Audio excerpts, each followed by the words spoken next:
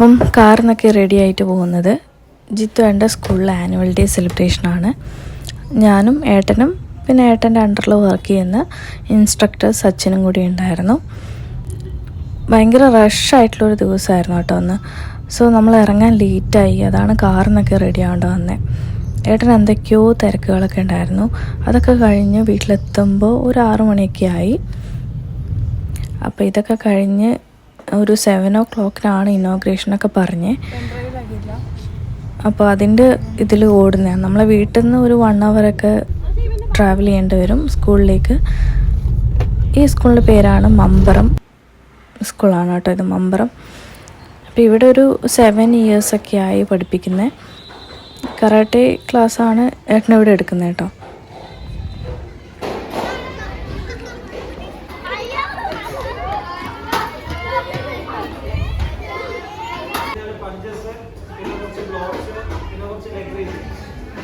വളരെ ബേസിക് ആയിട്ടുള്ള സംഗതിയാണ്, പക്ഷെ എല്ലാവരും ഒരേപോലെ ചെയ്യാം. മനസ്സിലായില്ല? ഒരുമിച്ച് ഒരേപോലെ ചെയ്യും. ആൻഡ് എപ്പോഴും ലൈറ്റ് കീപ്പ് ചെയ്യുക. ഫുള്ള് പെരങ്ങി പോകാൻ പാടില്ല.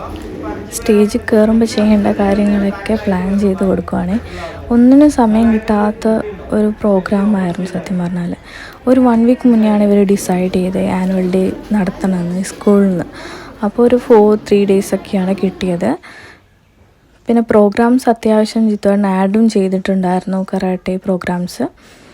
അപ്പോൾ ഇനോഗ്രേഷൻ തുടങ്ങുന്നേ ഉണ്ടായിരുന്നുള്ളൂ, പിന്നെ പാരൻസൊക്കെ വന്ന് തുടങ്ങുന്നേ ഉള്ളൂ. ഓപ്പൺ സ്റ്റേജാണ് അന്ന് അവർ ചെയ്തത്.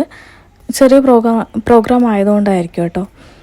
പിന്നെ ഏട്ടൻ അന്ന് ആദരിക്കൽ ചടങ്ങും കൂടി ഉണ്ടായിരുന്നു കരാട്ടെ കോച്ചിന്. കുട്ടികൾക്ക് ജീവിത വിജയത്തിൻ്റെ വഴികാട്ടിയായ കരാട്ടെ പരിശീലനം നൽകുന്ന ശ്രീ അബ്ജിത് മാസ്റ്ററെ സ്നേഹാദരം ക്ഷണിക്കുകയാണ് ഉപഹാരം ഏറ്റുവാങ്ങുന്നതിനായി.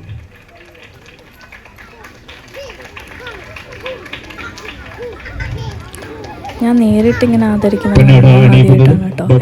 മാസ്റ്റർ ഉപഹാരം നൽകുന്നത് ബഹുമാനപ്പെട്ട സ്കൂൾ മാനേജർ രമാമണിയമ്മ.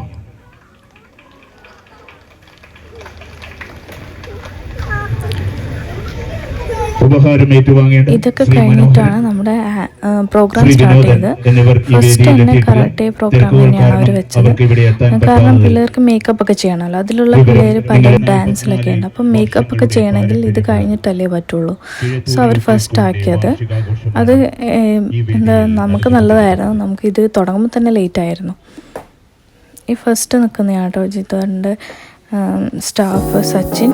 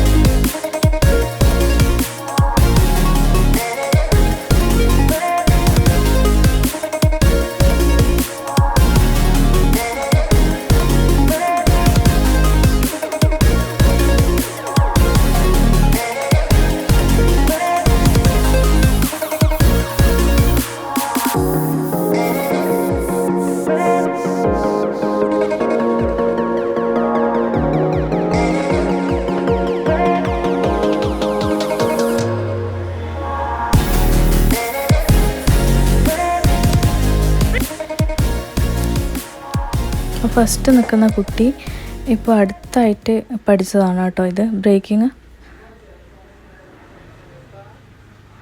അങ്ങനെ പ്രോഗ്രാമൊക്കെ കഴിഞ്ഞ് നമ്മൾ ലേറ്റായി ഇറങ്ങിയപ്പോൾ എനിക്ക് തോന്നുന്നു 11 o'clock ആയിരുന്നു. എന്നിട്ട് അതൊക്കെ കഴിഞ്ഞ് ഫുഡ് അവിടെ ഉണ്ടായിരുന്നു, പക്ഷെ നമ്മൾ അവിടെ നിന്ന് കഴിച്ചില്ല. പിന്നെ വഴിക്കുന്ന ഒരു റെസ്റ്റോറൻറ്റിൽ കയറി കഴിക്കുക ചെയ്തേ. ലേറ്റ് ആയതുകൊണ്ട് കൂടുതൽ ഐറ്റംസ് ഒന്നും എവിടെയും ഉണ്ടായിരുന്നില്ല. ലാസ്റ്റ് അൽഫാം ഉണ്ടായിരുന്നു. എന്നിട്ട് 3 പേരും അൽഫാമാണ് വാങ്ങിയത്. അങ്ങനെ അതൊക്കെ കഴിച്ച് ഒരു 12:30 ആയി നമ്മൾ വീട്ടിലെത്തിയപ്പോൾ. പിന്നെ വഴിക്ക് വെച്ച് സച്ചിനെ അവൻ്റെ വീട്ടിലാക്കി ഞങ്ങൾ വീട്ടിൽ പോവുകയാണ് ചെയ്തത്. അപ്പോൾ ഇത്രയേ ഉള്ളൂ ആനുവൽ ഡേ വിശേഷങ്ങൾ. അപ്പോൾ അടുത്ത വീഡിയോയിൽ കാണാം. ബൈ.